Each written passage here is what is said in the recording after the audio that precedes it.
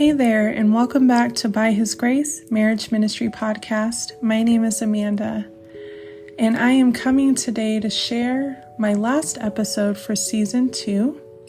And I hope that the sound is okay because I am not using my mic this time. I'm just kind of doing this spur in the moment, quick word, and so I did not connect my mic or set any equipment up. So I hope this sounds okay. Also, I believe this is my first time recording a word on the Sabbath. So Shabbat Shalom to those of you that keep the Sabbath. I pray that you are having a blessed and restful Sabbath. And also stay tuned because after this quick word, I will be sharing an update to Season 3. And I'm going to be sharing what I feel I should be doing in Season 3, but I will be doing some praying to see if that is where He's leading me and guiding me, because after all, He has the ultimate say in those things. And a lot of the words I share on this podcast are Holy Spirit led. So we will see, but I'm going to share so far what I feel He's been telling me or wanting me to do for Season 3 in this ministry and on this podcast. So stay tuned for that. So, okay, I wanted to share something that's on my heart this morning. And this is probably a message more for those who are still waiting for, you're waiting and trusting in Elohim for your marriage and for the spouse that He has for you. And what I want to share is just some words of encouragement because sadly, I think there are a lot of brothers and sisters out there that feel they need to change themselves. Maybe you feel you need to better yourself, or maybe you become someone that Elohim did not call you to be.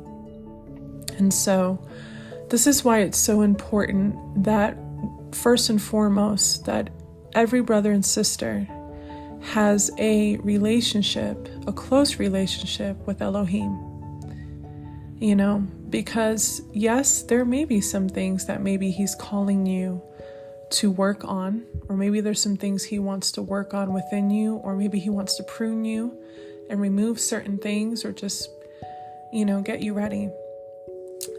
Because one of the things that I ask sometimes to individuals that are waiting for marriage, they say that they're praying for their spouse, which you should be. And I'm going to talk more about that in Season 3. I'm going to talk more about prayer and spiritual warfare and things like that. But it's good that you're praying for your spouse.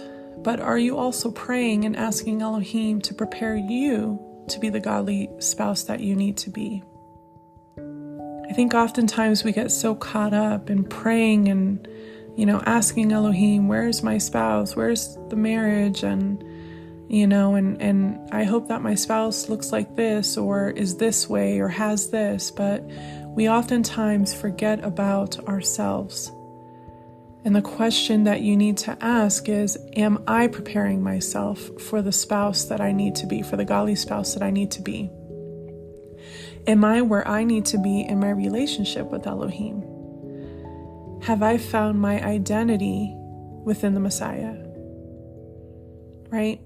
And that's really important because, again, there could be some things that, you need to work on, that you need to allow Elohim to, transform you or prune you, work out some things. Maybe you need to learn more about patience, self-control, the fruits of the Spirit. Are you bearing fruit? Right? And so that's something that everyone who is waiting, that is single and trusting in Elohim for marriage, this is your time to work on you. If you do not yet know your purpose, what your calling is, that's also something you want to work on. And that's something that Elohim wants to work on in you. I think I talked about this in a previous episode where I said that, remember, there are some things that Elohim needs to work on within you or your spouse or both of you before bringing you together in union. You don't want to step into your union not knowing how to be a godly spouse or not knowing what your calling even is. Because remember, your spouse is going to complement you in your purpose. There's something the two of you will be fulfilling together. Because remember, a godly marriage has assignment and purpose attached to it. It's not just a marriage just for the sake of being married and have family. There's more to it. There's a bigger picture when it comes to marriage is ordained by Elohim. So you don't want to step into a marriage or pray that Elohim's going to bring you together with this person and you don't even know what your gifts are, what your talents are, what your purpose is, what your vision is, And remember, all of these things need to be aligned with His will for your life. Because if you are walking in a will that is your own because it's not aligned with what Elohim has for you, that's another reason why your marriage could actually be delayed, because you're not where you need to be.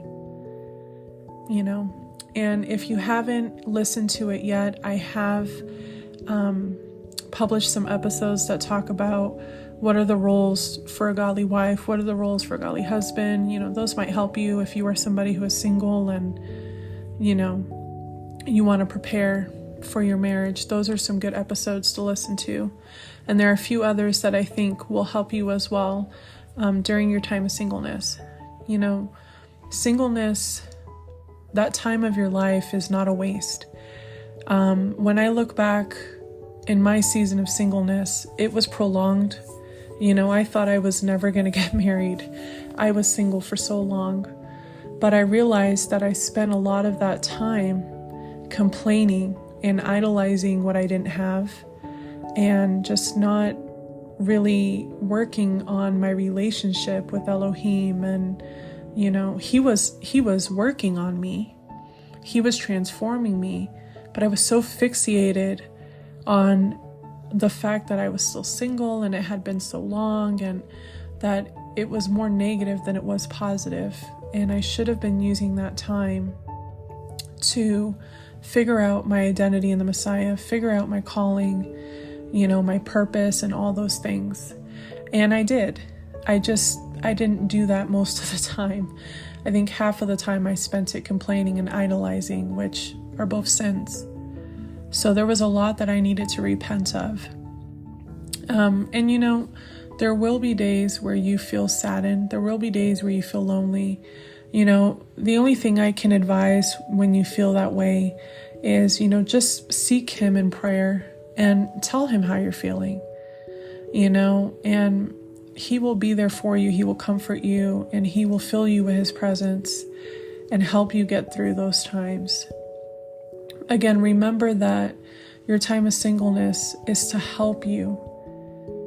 It's good for you. It's not to harm you. It's not at all to harm you. I know sometimes it might seem that way. I remember thinking there must have been something wrong with me because I had no men pursuing me. But it was really just Elohim protecting me and working on me at the same time.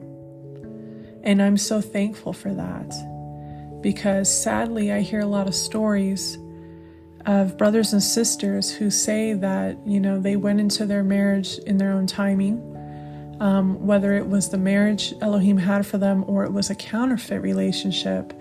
The thing is that they realized that there were so many things wrong in their marriage because they didn't take the time they needed to heal, to figure out who they were in the Messiah, to figure out their purpose, their calling, and all these things. And sadly, many of these relationships end up broken. And, it's sad to hear. It's extremely sad to hear. Many people become desperate. They don't want to be alone. They don't want to feel lonely. So they'll seek, any kind of companionship that they can sometimes. And that is very dangerous. It is very, very dangerous. When you feel alone, reach out to friends. Reach out to family members. I know for some of you that might be hard because maybe you don't have that option. A lot of us are walking through that right now. A lot of us, I think, we've either been, kind of shunned in a sense or turned away because we're growing in our walks. I know for me, one of the most hardest and challenging things I've been through, and painful things, is that when I began to walk closely with Elohim and started to come to truth, I lost a lot of family members and friends because of that. Then I really felt lonely. I felt like I had no one. I knew I had Elohim, but I felt like I had absolutely nobody. And it was really, really hard. You really have to be in his strength and encouraged to face those kinds of trials. And many brothers and sisters are facing this right now, where it's just such a lonely walk. But rest assured that when you're in that is when he works on you. And he begins to reveal things to you, and of course he'll bless you, he'll sustain you, he'll give you the things you need because you are in obedience to him and you have put him first.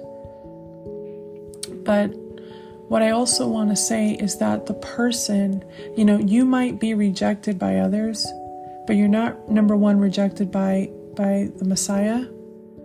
And you will not be rejected by the one that Elohim has for you. Because the person, and I'm talking to both brothers and sisters, the person that Elohim has for you to be your spouse will accept you fully, wholeheartedly, no questions asked. They will accept you for who you are on the inside and outside, and they will love you for who you are on the inside and outside. They're going to see who you are within the Messiah. They're going to see your purpose and they're going to support it. They're going to love your heart, your passion, or your compassion. They're going to love your relationship that you have with Elohim.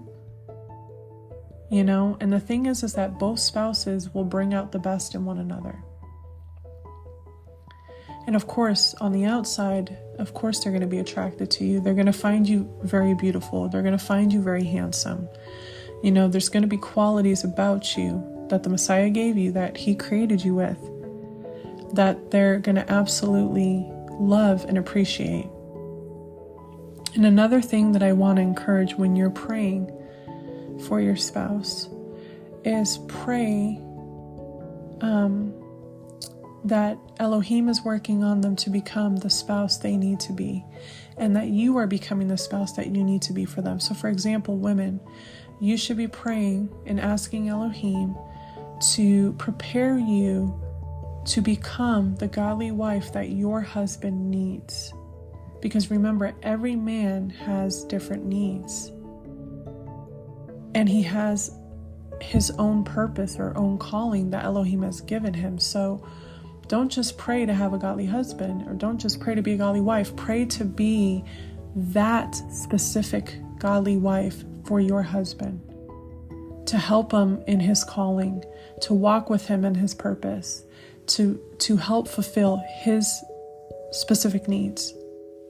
And husbands, you should be praying that you not only become the husband that you need to be in him, but that your wife becomes the godly wife that you need for your calling and for your purpose. Okay?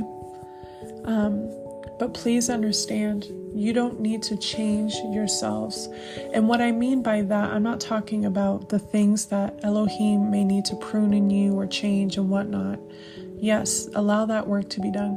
What I'm talking about is, do not allow other people, like family, friends, or coworkers or whatever, to tell you what to change about you. Let that be up to the Father. Sadly, I see many sisters who feel they need to dress more provocatively, they need to wear more makeup, they need to do their hair in such a way, where they need to post, a lot of these just provocative pictures on social media to attract attention from men, or in hopes to snag a husband. Listen, you don't need to snag a husband.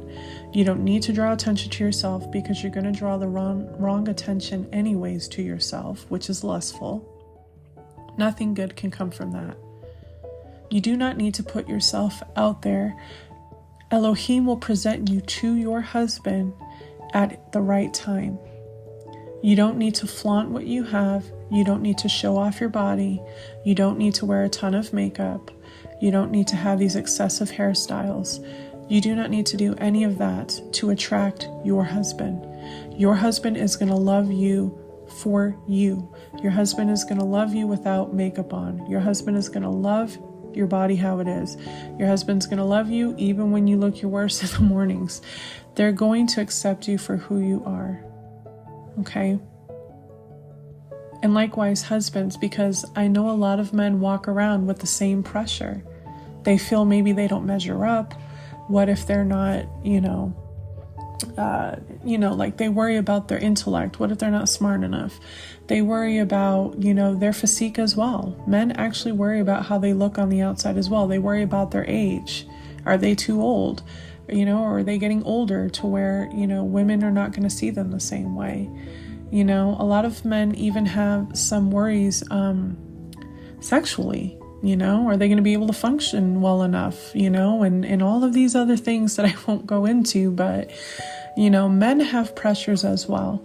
And men, I want to let you know that your wife is going to accept you for who you are and how Elohim made you and where you're at in life. If Elohim brings two of you together and you're in your 30s or your 40s, that's not going to be an issue because age shouldn't matter. Okay, if you or your spouse or both of you are somebody, for example, you have a lot of tattoos, okay? You made some mistakes and some choices, bad choices in the past. Now you have all these tattoos and whatever. Listen, if you've repented for those, you're in right standing with Abba, your spouse is going to accept you as well. Number one, more than likely, they probably have a tattoo or two. Number two, it's just your flesh, okay? It's just you on the outside. If someone turns you away because of that, they are not your spouse, okay? Your spouse is, and that's just an example. There are many others, but your spouse is going to accept you for who you are on the inside and on the outside, okay? And I've talked about this before, but I want to say it again as a warning. Please do not bring up, if your spouse opens up to you and shares their past with you, do not judge them. Do not see them differently. Do not decide you want to separate or no longer pursue them because of their past. If Elohim had mercy and grace on them and forgave them of their past and their sins, then you need to do the same for your spouse. And that's another reason why I say don't ever open up to other people, friends and families, about what goes on between you and your spouse, because they can end up trying to advise you to do that. Oh, that's not good. You really shouldn't be with somebody like that, or, no, please don't do that. Okay? If Elohim brought the two of you together when he has, okay, and you have his seal of approval, he brought the two of you together. This is his plan for the both of you. You need not worry about the past, what happened in the past. The past is the past. And you need not worry about what other people around you say. Okay? So I want to share that as well. Because unfortunately, I've seen this happen too many times. Many people miss out on who Elohim had for them because the person judged how the other person looked or how they acted, or because of what was going on in their life or what they heard about them. Stop listening to other people and go to Elohim in prayer and pray about it, and he will let you know. But I've sadly seen people miss out on some of the blessings that Elohim has for them because they have judged what it looks like on the outside, or how it is, or the timing. His timing is perfect, never early, never late. And he knows what's best for you. And I've always said this, if we can trust Elohim with everything else in our lives, why would we not trust that he knows who to choose for us to marry? The two of you should be able to come together and be able to complement one another. Not complete, but complement. But you're also going to help balance one another out. Where your spouse might be weak in an area, you might be strong, and vice versa. Okay? So just keep that in mind. And also, I think I shared this in a previous episode where I was sharing a bit of my testimony. It's going to happen when you least expect it. And the person that Elohim has for you may not check off every box on your list, which you shouldn't have a list, but they're going to be everything you need. Notice I said need, not want. They are going to be everything you need. There may be some things that you wanted, but majority of it is going to be what you need in that person. They are the only ones that can help you fulfill your purpose. They are the only ones that will be able to love you as the Messiah loves us. They're going to be the only ones that are going to be able to do certain things and give you certain things that other people cannot, because that's not their purpose. They are not the person for you. That's why I've said counterfeit relationships, no matter how many years has gone by, no matter how hard you try to make it work, it will not work. It will always fall apart. There will always be something major that will break up the relationship. The sad thing is that people in counterfeit relationships will go back. Like the relationship will fall apart and then they'll go back. Some of it, you can call it trauma bonding. Some of it is bondage. They're just not understanding that Elohim is trying to tell them, this is not who I have for you. This is why it never works. Because when you are in the marriage that he has for you, you will have problems, but you'll face them together. These problems will never be big enough to break the two of you apart. Now, there may be instances where separation may be necessary, but only for a period of time, a temporary time, and you will come back together. That's not always the case, but it can be. But for those that are dealing with counterfeits, you're always going to have problems. It's always going to be toxic. It's always going to fall apart. No matter how hard you try to make it work, no matter how many times you go back to this person, it'll always fall apart. It's not going to work. Okay? But I mainly wanted to encourage, for those of you waiting, to allow Elohim to work on you if that's what needs to be done. Accept who you are in him, and accept your spouse who they are in Elohim. Okay?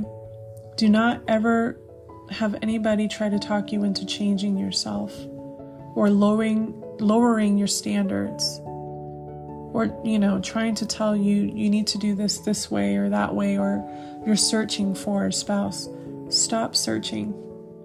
It will happen in his timing. And the way that it will happen is, women, you will be presented to your husbands. And for husbands, your wives will be presented to you. Okay? So that is what I wanted to share. And again, this is the last episode for season 2. Forgive me if the quality of sound is not very good. I did not set up my equipment this time, as this was just kind of on a whim. This was just kind of, spontaneous, and I just needed to share this word real quick. So I pray the quality is good. I will be doing an update for season 3, and that will be it for a little bit for the podcast as I rest and focus on some other areas and pray concerning season 3 as well. So thank you so much for listening, and I will talk with you in my next episode.